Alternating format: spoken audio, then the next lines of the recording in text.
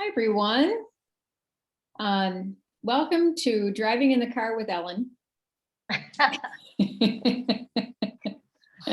And great to see the sky from her car. And I'm up against a friend who's also going to pick up her son. Small town life, you know? Here you go. Yeah. So And I'm how's looking at everybody her. She's doing very today? focused. Hi, Sarah. Hi, Yuji. Hi, Mary Kay. Oh, Hi, everybody. I'm great. I'm at the cabin. Oh, where's your cabin? Tomahawk, Wisconsin. Means You can nothing. see I'm double dipping on glasses here. Summertime. It's awesome. But yeah, it's great. Happy to be here. Happy to be back. I feel like I missed a couple weeks. Me too, Sarah. Well, Yuji and I have been here. So just saying. Just saying.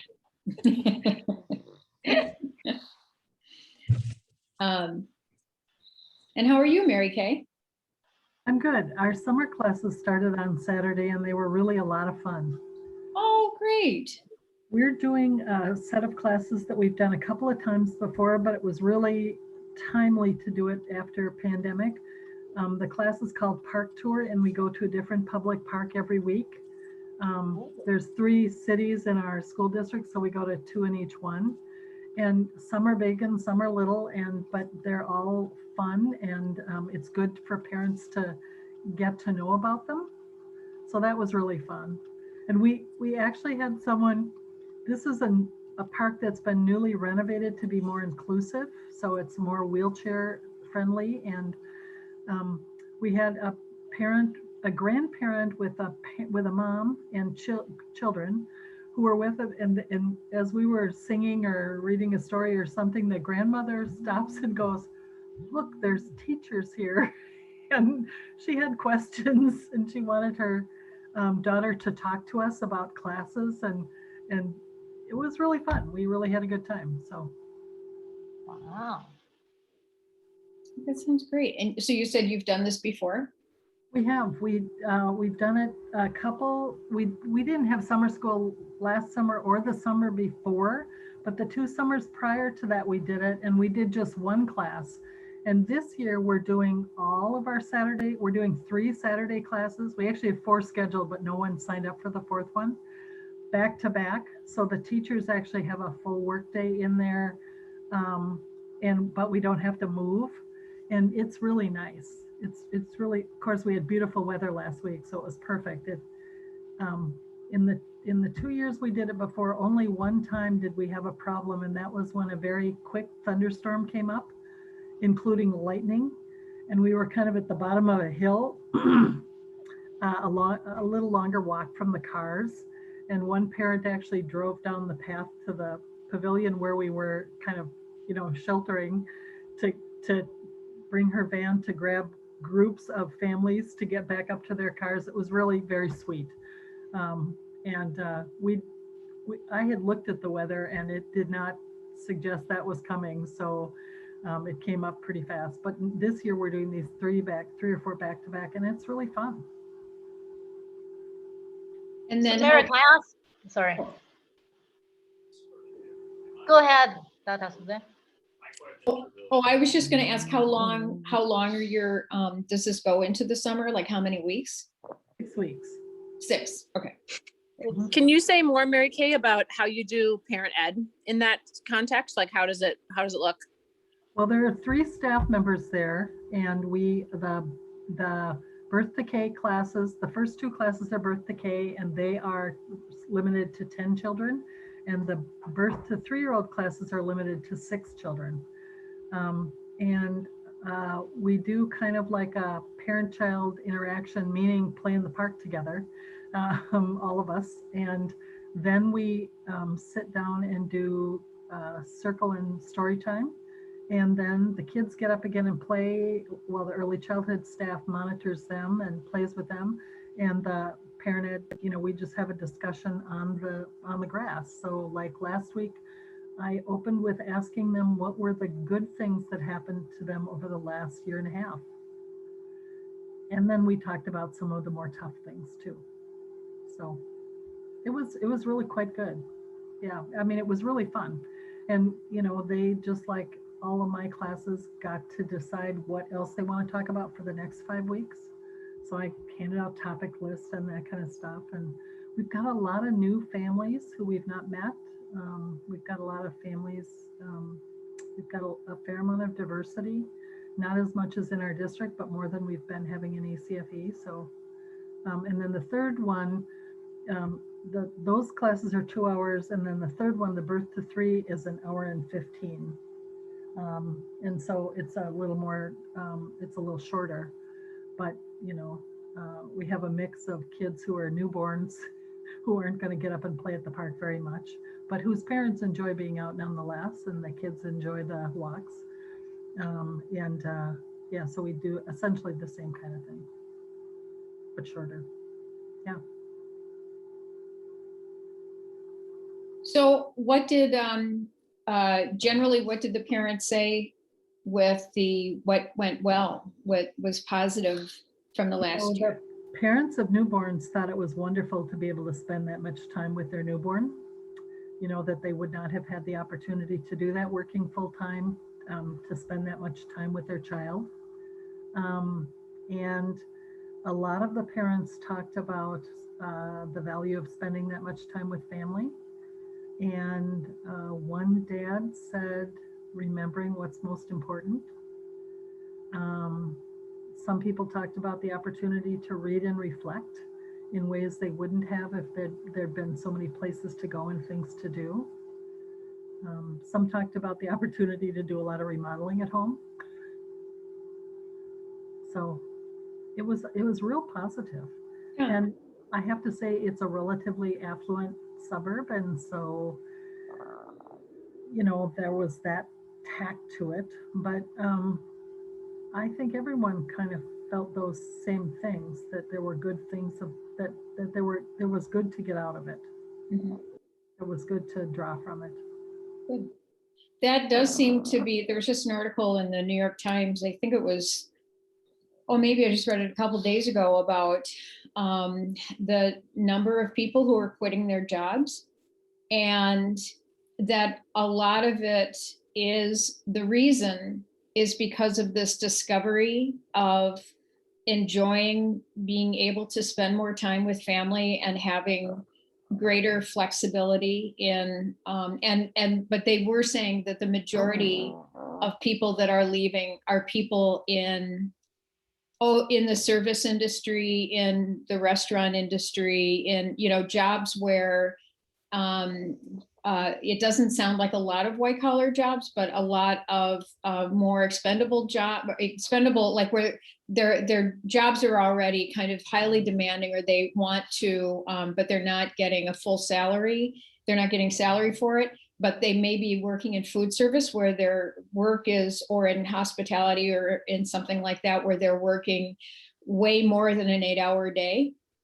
And then with the shutdown, just discovering that to retool and maybe to work in IT, or, you know, just having more of a regular schedule, because this discovery of how much they really have enjoyed time with the family.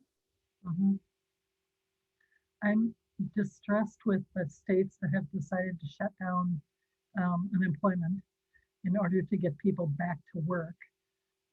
I really appreciated President Biden's whispered comment at the press conference he just did about that, about the work they're doing, saying maybe pay them more. Um, I have 2 sons who work full time in hospitality in a pretty high end restaurant in Egan, and they did not get more unemployment than they would have gotten um, at the restaurant. And one of my sons said, um, because a lot of people don't necessarily report all their tips, even though they're required to, and both of them, I believe, do. But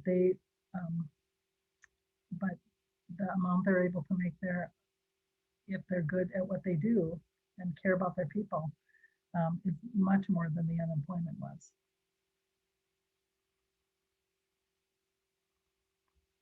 Interesting. Well, thanks for sharing about the classes that you're doing too this Yeah. summer. Mhm. And it's nice that families are feeling kind of an upside, if anything. Did they, what was their downsides? Um, a few people mentioned losing family members to COVID. I'm one of them. I had two family members, not immediate family, but my godmom and a cousin died. I've come to think that most people who've not been touched by death really don't think this is that important a deal. I'm living in one setting part of the week where it's like it's over.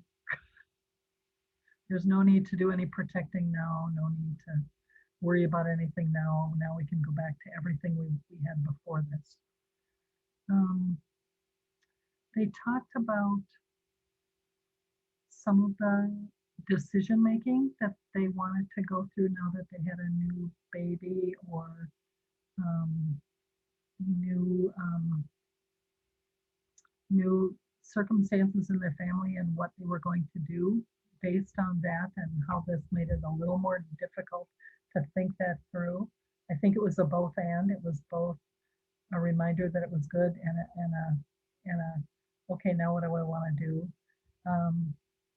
I think there were 3 nurses in the group who said that what they were doing was just kind of grueling, and they might switch to another type of nursing.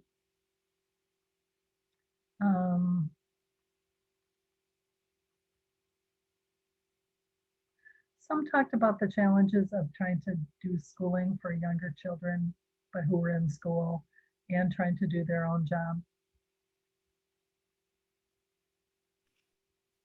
Yeah, I wonder what, I mean, this is kind of for everybody, but, and maybe there was a comment someone had made, I think in the mental health field or whatever, but is this, the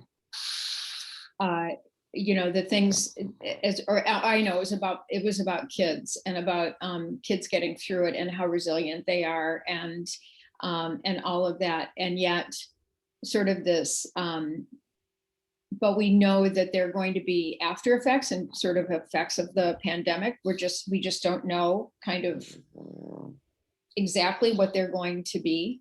And I guess I'm just wondering, how much do you guys think it will influence your programming in the coming year?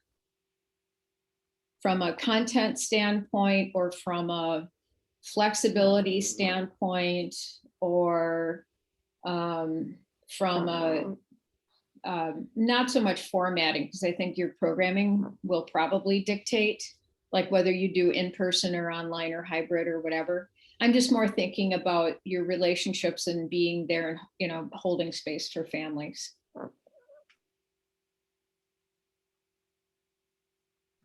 We just lost so many families. And, we had our meeting to plan for fall, and a lot we're like, well, should we have this many toddler classes? Should we drop a multi-age class? Because we cannot base what we're going to do this fall and what happened this year. So it's I don't think we can make those decisions until we see who signs up in August, because even though adults are vaccinated, we still have some families who are really nervous about their kids. Mm-hmm. And I still think there are going to be quite a few families who are not going to come. And we are not providing any virtual programming for them at this point in time. No. We just didn't really feel like enough families used it. I mean, if we did any virtual, it'd be parent only. There would be no child component.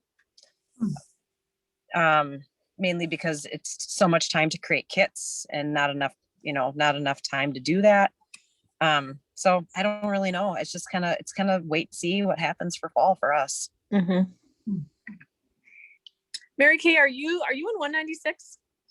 No, I'm in 191. And what is that? Brunswick and Savage. Okay, you said 3 cities. I was like, oh boy. Yeah, we're right up against Rosemont, Egan, Apple Valley. Yeah. Okay. I just have signed on with 196, so I'm coming back into the CFE classroom after a year of doing entirely virtual.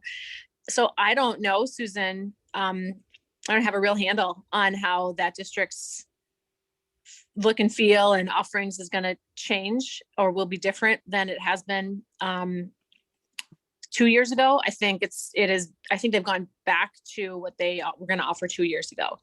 I have no idea what enrollment is looking like. I have no idea, but and I don't have any control over that. What I find myself thinking about as I transition back to the world of supporting parents of younger kids is all of the questions that you've already explored, Mary Kay, the summer around, like, how are people doing with and feeling about, reflecting on what's happened, what changes they may or may not choose to or have been forced to make for their families. What have they learned that they'll carry forward? I mean, I feel like almost until MEA, we might just be talking about everyone's sort of COVID story and COVID reflections. That's my instinct, but I don't want to belabor it. So I'm coming in with a lot of curiosity, I guess, about what families are going to feel like they need to talk about before we can talk about temperament. Sarah, do you mind if I ask where you were before this? Yeah, sure. I was in Edina for 4 years, and then last year did my own thing. Just Edina's program got much smaller, and so I ended up just doing online parent ed for parents of older kids, and that was a kind of a spinoff from work I had been doing at Edina. So I had a population of parents who had come to rely on me and was able to keep that part going, and that was all online. So the other thing I've been thinking about, not to dominate, but is like the formatting of how to administer it. So Ellen, you said you're not offering anything virtual, and for my school, I don't have a lot of control over what they're offering, but in my own business, which I am noodling whether and how to continue.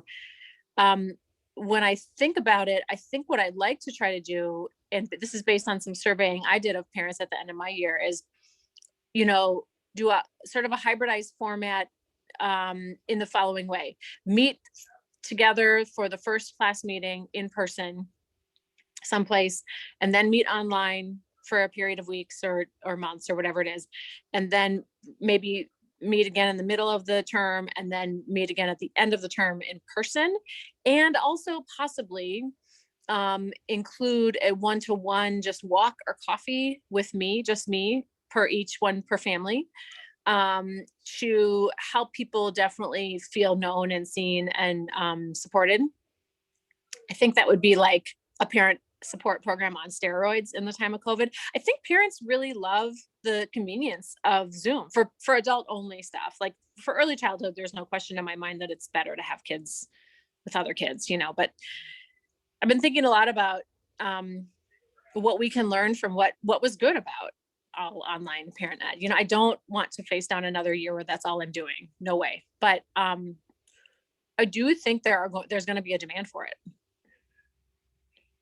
And I had parents at the end of my year. I had parents from the West Coast, East Coast. I mean, I had parents just through word of mouth, and that affords that opportunity as well for me, and then possibly for a district to broaden their source of revenue, because of course Minnesota is the only place where this happens mostly. One of the things that I noticed when we went back, so our spring semester was April, May, and June. And by that time, there were a lot of parents who were willing to come back at least a little. What we discovered was we had some children under 2 who had no concept of separating. They had never separated to anyone besides a grandparent, maybe. And that was a place in which I felt really comfortable saying to parents, in ECFE, this is one of our specialties. We do this all the time. We don't not separate for the reasons you didn't, but I had a class about 3 summers ago that was all Indian families. Some of them had signed up together and some of them had not. just accidentally ended up in that. And there was one Caucasian family in addition, but all new to UCFE. And the first night when we separated in the gym, every child was crying. Every mama was crying. And there were a few daddies who were like, and, so I had other introductory things I was going to say that night in parent discussion and ditched all those on the way back to the parent room and said, so for how many of you is this the first time you've ever entrusted your child to somebody outside your family? And every hand except the Caucasian family went up. And I said, okay, let's talk about separation. And let me tell you what I know. And we at that point had a 5-week summer school. And I said, when we do this over and over reliably and in a predictable way, our experience is that children get used to trusting that you're coming back and they won't all be sobbing. And I also said, and those people you just left your sobbing children with have no investment in those children being unhappy. I want you to know that they all have a cell phone. I have a cell phone. They will not hesitate to call me if somebody seems, inconsolable. But we generally find out that over a few weeks they become feeling more safe. And I said, by the 5th week, I assure you that I'm going to guess at least half of them will feel much more comfortable. And the last night when we separated, there was one child crying out of like 14, no mamas, no daddies. And it was kind of like, really, we know something about this. And we do have some transferable skills here. We have some particularly transferable skills in that place.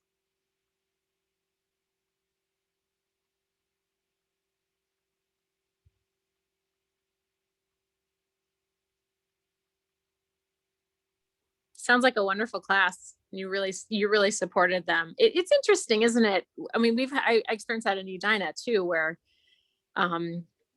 South Asian parents, it just isn't a part of their routine to separate. And so there's no experience, no practice with it. And yeah, we modified our programming slightly. We made the separation later, like postponed by a couple of weeks for the children to become more comfortable in the space with their parents present. And then that was a year-long course though. So we had that luxury of that time. And yeah, you're really right. I think it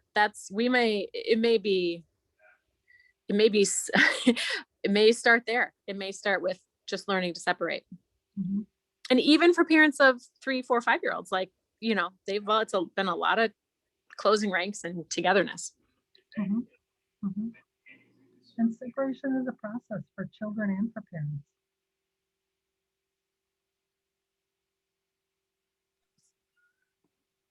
I have an off-topic question. Curious if there aren't a lot of people on the call today, but I can always post, but I want to ask in person first.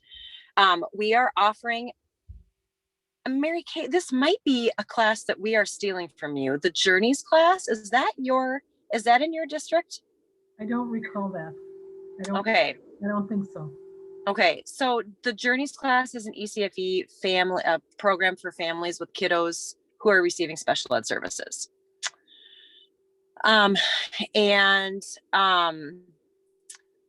not positive about the structure. I think the early childhood teacher will be a special ed early childhood teacher. And then there'll be an EA, and then I'll be the parent educator. So for parent time, I will not have a special ed teacher with me, but I will have a special ed teacher to consult with. So I'm just curious if any of you have ever done a class that is just for families with special needs kiddos. Usually my special needs kiddos are sprinkled in my other ECP classes with typically developing kids. So I'm just trying to think about, navigating some of those questions, modifying what does be, certain tips and strategies that will work for kiddos who are typically developing. I have to find some different, and obviously they're going to be, they have home visits with their people. It's birth to 5, the class. So they're going to be, meeting with their sped teachers, but I guess I'm just a little I guess I'm just a little concerned about the things that could come up in class and my handling of them in the right way with kiddos who are not developing on the same course. I mean, at least they'll all be together in that, but just, I don't know, any books, words of wisdom, websites, because I have this much SPED experience, you guys. And I feel like that's just a massive gap in my education. What do I do? We've done a class like that at Burnsville, and we had an early childhood person, an ECFE early childhood person, and an ECSE early childhood person. And we had me as the parent educator from ECFE, and we also had an ECSE parent educator. Oh, wow. And one thing that was interesting to me was that in the parent group, and I tend to be pretty freewheeling about letting parents talk about the topics that they want. Mhm. But I usually, I know that in many places, it's kind of code that you start with joys and concerns and you move from there. And I don't. I generally start with some sort of gathering question that helps people focus on whatever our topic is. Because by the time we get to the parent discussion, mostly the parents have been talking to each other in the parent-child interaction about what's happening this week kind of things. And I always say my job is to hear what you want to talk about and then to bring evidence-based resources to address those kinds of things. So we were talking, one of the questions came up, one of the parents requested a discussion about racism. And we talked about it in the parent group, and the early childhood special ed teacher, who was a parent educator also, made a complaint to my boss about making the parent discussion too political. Oh. And she felt that everything we did had to be very focused on parenting and child development, and that wasn't that. And I respectfully disagree.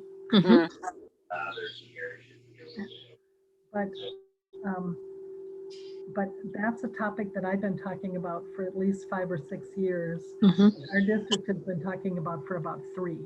I mean, the district in general and teaching teachers has been talking about racism, but you know how sometimes something pushes you to start talking about it? Well, I have an almost 5-year-old grandson who's of mixed race origin.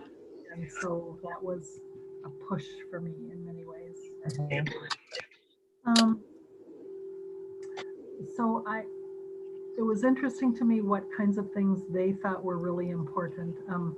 They weren't, my experience of the early childhood special educators, and this may sound judgmental, so I'll label it going in, that they weren't as interested in free play as they were focused play to learn particular skills that they wanted those kids to learn.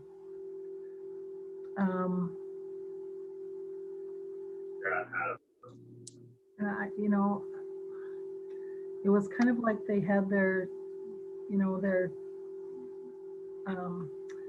TS Gold checklist on them at all times. And that was what we should be focusing on. I think we don't allow as much creative play as would be helpful in our lives, adults and children. And I wasn't as focused on that as some of them wanted to be.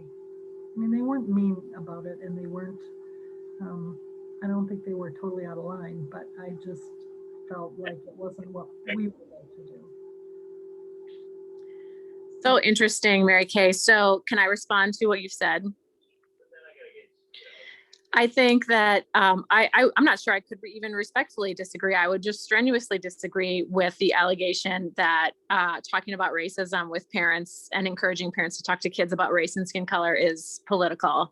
And in fact, I think you can justify, you probably did with the parent ed core curriculum framework. I think there are a number of bullet points within that culture and community domain that justify raising that topic and encouraging parents to discern their values around those things and speak their values to their kids. So I love that you are doing all of that.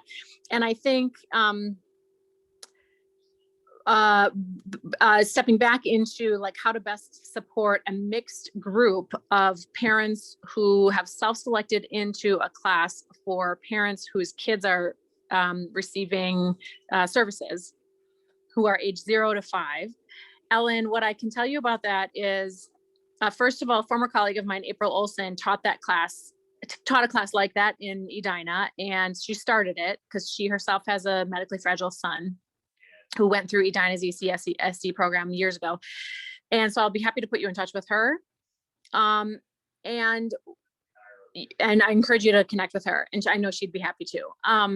And I think it's a tricky thing because like any diverse group,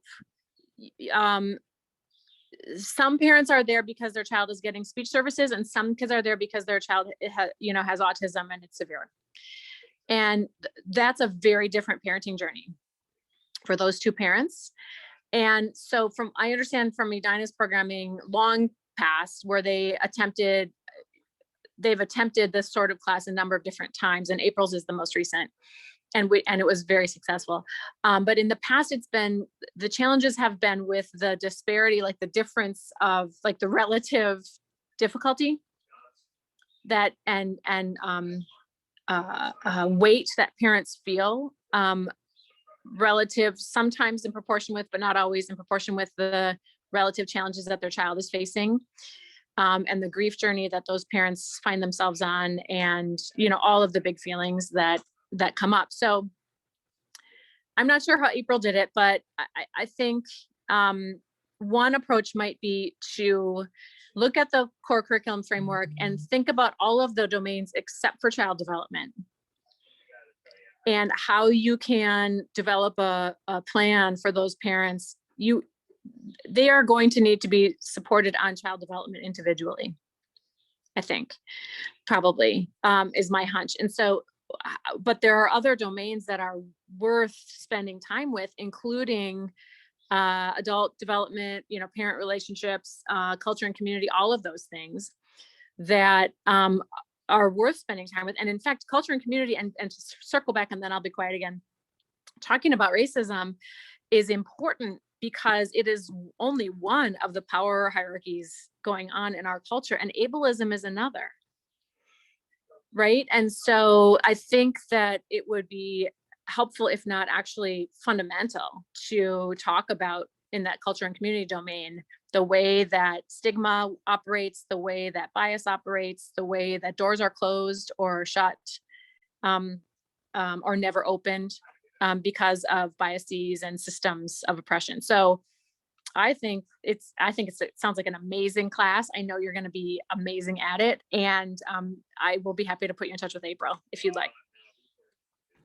I would love that so very much. Thank you, Sarah. And that's a really good point to pull apart that core curriculum framework and just ignore the child development piece, because you're right. They will be getting that one-on-one stuff with their early intervention teachers. So yeah, that's a really great way to think about it. Thank you so much. Mm-hmm. I would support that too. From what I have less direct experience with, parents, special needs parents in parent ed. My experience is more from doing evaluations with parents and things that they have said, and both from parents with special needs kids as well as parents who have been in classes with parents of special needs kids. And so I'm going to default to Sarah's comment about community, because parents need community, and my experience with some parents with special needs kids is not all of their kids have special needs, right? And so, but what they want and are looking for is a sense of community. And And sometimes they appreciate not being the parent with the kid, right? That they feel singled out or something like that. And what I've heard from parents who have had parents of special needs kids in their community is how much they feel valued by learning more about what it's like to be a parent of a special needs kid, or to learn more about autism, or to learn about, of a child's speech needs or something like that, that it's a way of their own growth and empathy, and almost a sense of appreciation for that diversity in their own community. And I think a lot of times it comes down to, like it always does, is talking with the individual parents and finding out what they need. It could be very much that the parent has a pretty significant community through PACER, or through their physician's office, or from social services, or wherever they're kind of the special need is being addressed. And almost again to the point of there's so much. I've been surprised oftentimes working with some students who come from a disability support background, that I would have thought if there's any community that must integrate families, it would be around special needs. And they're going, oh no, because the service and the delivery of the services and everything go right to the kid, right? And then parents are trained to be supportive or whatever, but it's not as integrated of a model as I was kind of thinking it would be. And so anyway, it could be too that what parents have is a lot of resources for their child, right? And a lot of information and whatnot about the child and medical services, but really what they need is that sense of community, right? And so maybe in talking with them, it could be, I am already taken care of when it comes to my child, or I am already taken care of, but I would appreciate if we could focus a little bit about my not typically developing child when we're talking about potty training, and because the other thing is, you could have say a 3-year-old, a parent of a 3-year-old who is typically developing, but maybe their 8-year-old wasn't. And so again, you can build on the experience of the parent in that community, where that parent of the older child, could be like, this is how we handled it, right? So, again, it's all about community. Oh, Well, and I love it. sometimes get a little, oh, sorry, Sarah. I was going to just drop another resource. I'll put it in the chat. So Tilt Parenting, Debbie Reber, I think is her name. She's got a great set of resources there for parenting neurodiverse kids, because she has one of her own. And I'll put it in the chat so you have it. Awesome. Thank you so much. Tilt Parenting. Well, and Susan, kind of going back to what you were saying about parents being in community, like at least they're all together in a group. Two things that make me a little twitchy about this class is, a couple of years ago, I had a group of moms who'd been together for many years, and they purposefully signed up together. And there was a mom who was in the group, and she was a little quirky. She did not have a very good relationship with these other moms, and her son was autistic.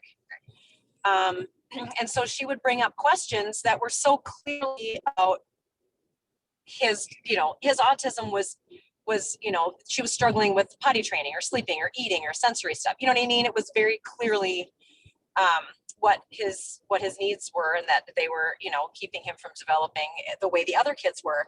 And I got a really nasty evaluation at the end of the year that parent educator needs more education about autism and special ed. You're right, I do. But so it just makes me a little nervous that, that's kind of buzzing around in my head. You know what I mean? Like, this one parent in particular really, really took me down a notch. And then, but the other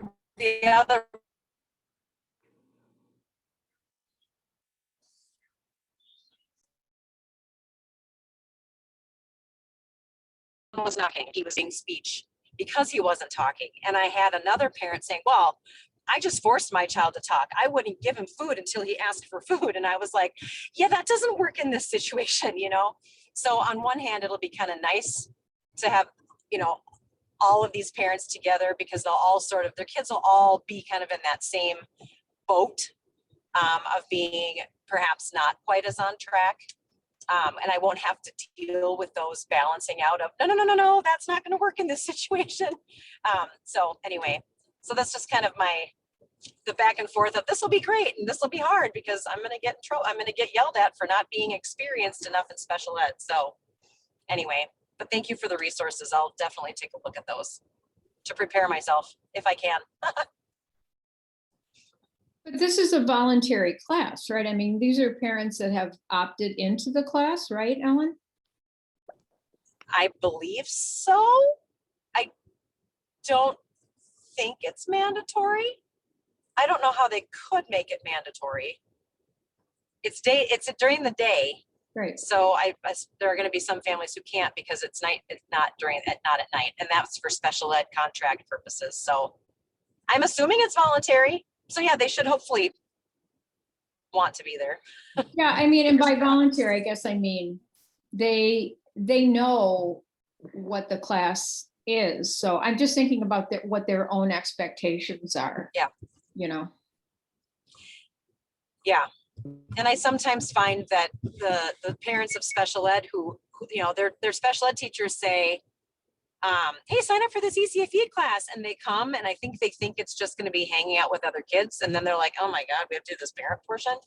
I find that often that a lot of my more resistant parents were encouraged to come and are less interested to be there. And maybe it's because they know that their kid is the outlier in the group. I don't really know. So anyway, well, thanks for the tips, friends.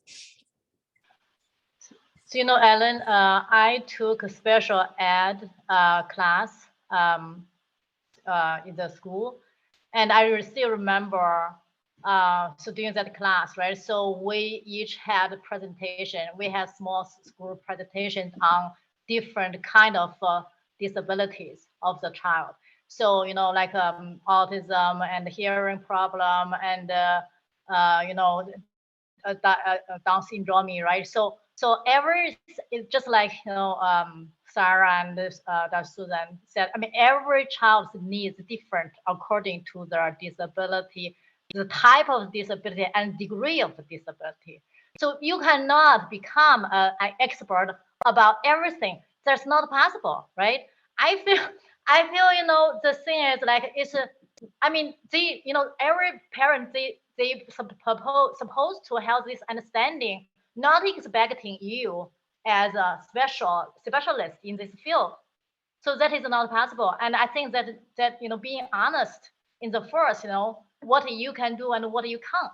So I think that will be helpful, right? And just like Sarah said, focus on, and Susan said, focus on the relationships, the community. And I think especially, you know, I observed your class. I think your class is great. So when you let the parents ask their questions, right? So they have questions, each have questions, and the other parents, they share their experience. And, you know, so I think you did a lot, because so even though their child's difficulty, disability is different, but the challenging, the process, the emotions, they are similar. And how to find help, how to reach to resources, you know, those are similar journeys to the parents. I feel I'm confident you will do excellent work. I feel like this is a very good opportunity for us to learn from your experience, because, you know, I feel, you know, each of us might, you know, like have a class, or one of the parents, they just like Susan said, you know, this parent have one child with disability as other children don't, right? So in our class, sometimes they need, you know, they need help, they need support. So I feel this is I'm confident you will do very, very good in this. Well, thank you, Yuji. That's very sweet. And yeah, you know, that brings up a really good point to be able to say, my mailman is here, to be able to say, I was straight up and just say, I'm not a special ed parent. you know, and everything I know up here, I've learned from people, from families like you. So that's what, you know, just be very super honest about it. Well, and I often say that I'm not a parent expert and I'm not an expert parent. I screamed at my child this morning to put on his shoes and he's 13. So, you know, I, I like make sure that I let parents know that I mess up plenty and my kids will tell you. And Matthew was just here. If he just exited the vehicle, but if he was here, he would tell you straight up that yeah. And one thing I guess, Thank you. these parents, they need the most is someone can listen to their challenge. I feel this, you know, that might be the most need for these parents. Yeah. Ellen, when is this class? Not until fall. Okay, yeah, I was just gonna say, So I have you've summer got time. I mean, Yeah. I would, you might want to revisit the question with the group at another time. I mean, like you said, you can always post on Facebook and I'm sure you'll get tons of advice, but even with this group, you know, give it a few weeks or closer to the school year, or something like that. And, you know, because I would imagine, I mean, just knowing the folks that were really lucky to have join us, including today's folks, of course, you know, that there's such a wealth of experience. Yes. Yeah. So much. Awesome. Thanks, guys. I want to leave the last 10 minutes for any other issues anybody's having. 12 minutes. Here's a question. One thing, a tool that I've used often, and I'm wondering if anybody else has thought of this too, is to, in addition to like at the first meeting, set of meetings from when you convene a class, getting to know each other, whatever, verbally, have any of you ever offered a written opportunity for parents to share with you what's going on for them that maybe they're not ready to speak out loud, or they just want to make sure that I know about their family and as I support the group and hold, you know, that information private until if and when they're ready to share it. Anybody ever done like a written parent reflection at the start of a class? I do it with a Google form, Sarah. So you And email so- it to them, and so you don't take time in class. You email it to them and invite them to do it. Sorry, my dog just attacked me. No, I ask them, you know, I say, so we also put it in with help us get to know your child. And so we say like, what do you want your child, what skills do you want your child to work on? Because part of that is, we want to know, like, do they have unrealistic expectations of their child? Right. You know, like if they're like, I want my child to know his ABCs, then we're like, okay, then that kind of gives me that understanding of, okay, you know, let's back it up a little bit. We also talk like, and then I'll say, what are you here for? Are you here for community? Are you here for, you know, stuff like that? And then at the very end, I say, is there anything you'd like me to know that you know, about your family? And then will remain confidential. So it's kind of I can send you a copy of what I usually do. Yeah, that'd be awesome. Yeah. That sounds solid. And I'll send you what I usually do, but I've always, until this year when I had to use a Google form for it, I always took time in class for them to write because I was afraid that otherwise people wouldn't do it. There is that too. I mean, and that's why I make them sometimes do their evaluation in class, because if you know, so you could do it as a Google form and make them do it in class. So you could do a bit link or you could do a QR code. And then they fill out the QR code while you're sitting right there and they type it on their phone. I just have them bring their phones into the classroom. Yeah, assuming everybody has a phone, but I think most people, I mean, I don't know, I'd have to feel that out, but yeah. Okay, good. Thank you. I'd be happy to trade documents. Well, and you could also, I mean, there's nothing wrong with paper either. Yeah. You know, you know, I think it's a little bit of a different experience for the parent to be sitting and writing, kind of like journaling. Yes. But sometimes I wonder if they're like, oh, I'm writing. I'm not writing. Should I be writing? Are other people writing? Should I be writing more? Should I be writing less? Yeah. Totally. It's also easy to overthink it. Is that just me when I'm filling out papers? No. I don't know. I'm talking about a friend. So my question's on logistics. since Sarah's questions about sort of the point of the class, when and if, so Ellen, if parents are filling out a form, and they're filling it out just before class begins, like when do you read the comments to be able to, like during parent-child interaction time? So in a perfect world, I would give this to them the very first week of class when we have parent ed time. So I'd be like, welcome to class, and here's how that's going to work, and blah, blah, blah. And then here's this form for you to fill out to tell me about Right. what your needs are. That's Okay. when I would do it. Or maybe Oh. week 2, you know. I was understanding Sarah to talk about a more, and maybe I misunderstood, more of a, like before class begins, or, so Sarah, you were talking about like the beginning of the semester or beginning. Well, when I was with parents in a classroom, I did it the first or second parent ed gathering. When I taught on just an online class, I sent them the link ahead of the class. And then I would encourage them a couple of times to fill it out. And then I would respond by email to each of their surveys as a part of like my closing the loop with them, that I read your stuff. Thank you so much. Affirmations, questions, that sort of thing. It's a lot of work. That's a lot of work. But I wasn't seeing them in real life. So I felt like it was worthwhile to just do that little bit of extra connecting, right? Because I didn't have any way to like touch their shoulder or, you know, just assess them any other way. So, or connect with them any other way. So that's how I did it. But Susan, yeah, it's always, just as I'm getting to know parents in a group, I want to give people an opportunity. And I tell them that I told them that I was going to do it. Like as I laid out the plan for the class, I would say, hey, and I'm going to give you this opportunity. So if you're sitting with someone, something that you're not sure you're ready to say out loud, you just know that you'll have a chance to share with me, and, you know, or whatever. You bet. I'll send it out.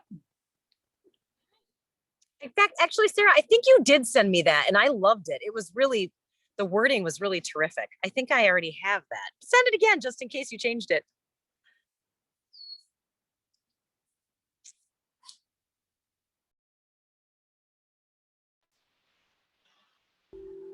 Back to one of Susan's first questions, one of the things I appreciated about the pandemic was that our early childhood special ed staff and our early childhood family ed staff came together in some training and some other kinds of things. We also did some like self-care or fun stuff one morning a week, and it wasn't obligatory, nor were we paid for that time, but we got to know some of them. And one of the things it's resulted in is I feel more comfortable approaching the ECSE social worker about concerns that we have in ECFE. We are 2 groups of teachers. The ECSE people are, of course, on the teacher's contract. The ECFE teachers are on an addendum to the teacher's contract and don't have quite the same rights and inclusions that the others do. And so I appreciated that connection. We are losing our ECFE coordinator, our community education director, and our ECSE director all at the same time. The community ed director has already been chosen from within. He has been the director of our adult basic ed. Everything I see about him is good, except that we know really clearly he has no experience whatsoever in early childhood, other than a few great conversations with our coordinator when he was getting his community ed license.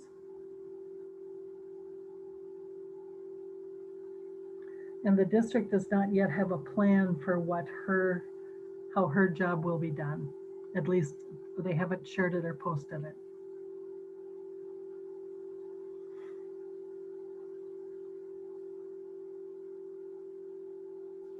That's a lot of transition. I feel like there are a number of schools in that situation where, you know, leadership, a lot of people in education are just burned out.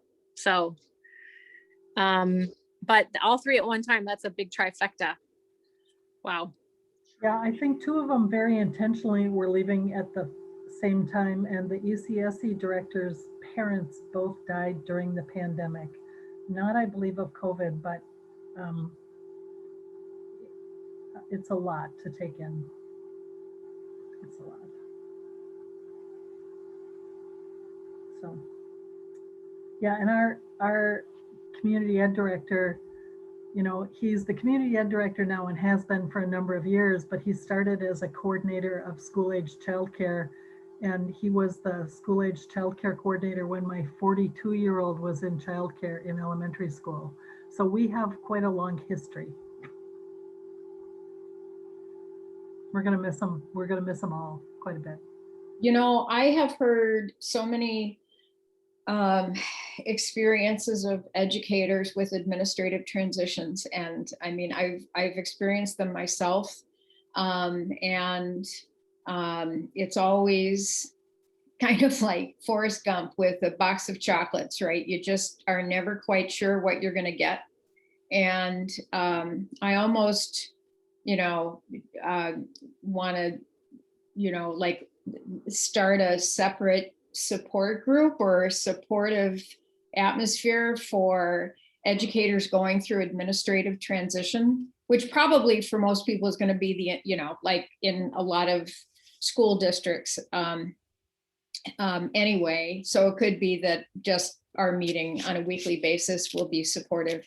But it is tough. And, you know, again, I really appreciate Sarah's advocacy work and the guidance on advocacy, because I would say the common theme that I've heard oftentimes from ECFE educators is that the community ed director who's coming in, or the director of ECFE, really doesn't have ECFE experience, right? Or if it's somebody from the early childhood world, they may be early childhood, but they haven't really worked in ECFE, or in community ed, they're in community ed.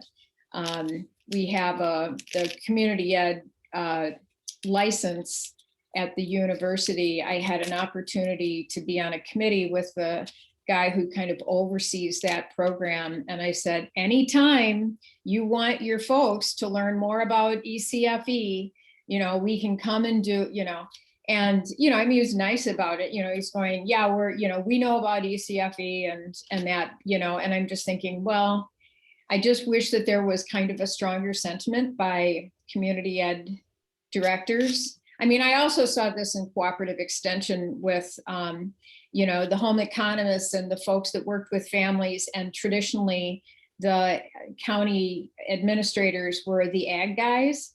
You know, the directors would have an agricultural background and not really have much of work with families and youth in the past. So yeah, when there's that disconnect, it can be, it can take a lot of experience, advocacy, whatever, to make those alliances stronger. So, gosh. Ed director has been one of our biggest supporters. And I know that Burnsville is one of the older programs in ECFE, but our early childhood coordinator coordinated not only ECFE, but also preschool and infant toddler childcare and DPK. And she has a 200-person staff. She's got a bigger staff than anyone except the high school principal. And didn't even have representation on the principal's cabinet until this last year, I think. So I think that people think they know, but we've also had educators who walked through, principal who walked through when we moved to our new building, which is now about 10 years old to us. High school principal who walked through and with a group touring, and somebody said, what do they do here? And somebody said they do a lot of daycare. And when they saw a group of parents sitting in a room talking, of course, they didn't know that the adults were parents necessarily. The administrator was asked, what are they doing? And she said, I don't know. She's no longer with our district. I don't think that's why, but I'm not unhappy about that. Wouldn't you even think from a safety and security standpoint you know, just kind of having a general understanding of what adults were doing in the building? I would think so, but I'm kind of focused in that way. I'm also, the first time we had someone from our Burnsville Educational Association, the teachers union, come through was about 6 years ago, and they were clueless about what we did. So Wow. I'm very lucky because I've had the privilege of working with 6 different UCFE programs.